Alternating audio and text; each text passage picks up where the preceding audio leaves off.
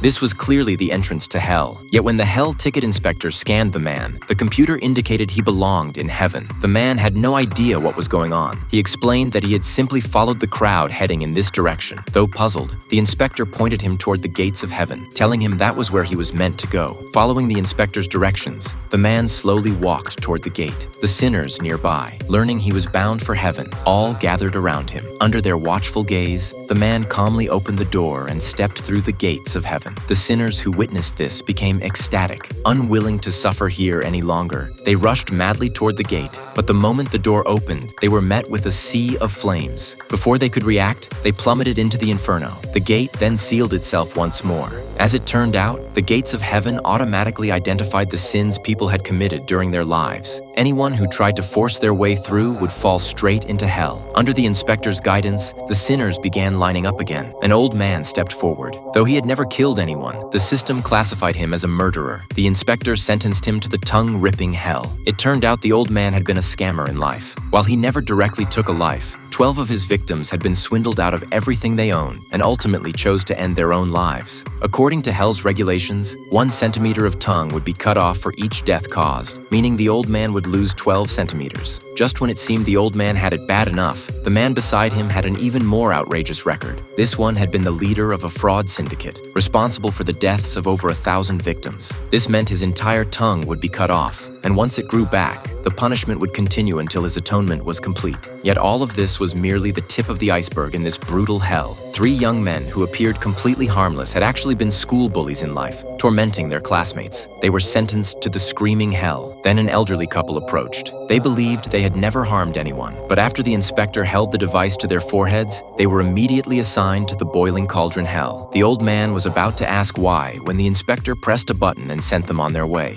Upon arriving, the couple still tried to make excuses. To put an end to their denials, a staff member presented the evidence. They had once adopted a daughter and abused her daily, beating her until her body was covered in wounds and multiple bones were broken. The couple hung their heads in shame. They would endure the same torment before being thrown into a furnace to roast. Next, a couple arrived at the checkpoint. They were to be sent to the conjoined hell. The man protested that falling in love was no crime, but it turned out both had violated moral ethics. At first, they felt relieved that they could still be together even in hell. The next moment, however, countless spikes emerged from the walls and began slowly closing in on them. What awaited them was agonizing torture. As for the keyboard warriors before us, they would experience the newest and most brutal punishment mode of all.